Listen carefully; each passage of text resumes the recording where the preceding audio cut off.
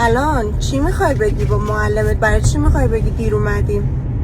میگم بهش مامانم میخواد لباس بپوشه طولش میده 2 ساعت، تازه 7 قلمم آرایش میکنه. من 7 قلم آرایش میکنم؟ بعد ببخشید من 7 قلم آرایش میکنم روزایی که منم مدرسه نمیام باز تو دیر میری که اون چی؟ اون سرویسم نمیاد. آها سرویس. خیلی خوب. تو خیلی گردن نگیری بچه. همش همونجا تا اینجا داری ازم فیلم میگیری. خب دلم تنگ میشه. هم نمیرفتی؟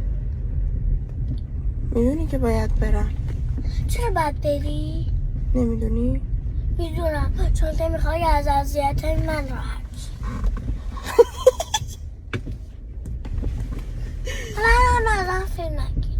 کدومی دیرم؟ تو که اذیت نمی کنی. خود عاشق تو هم.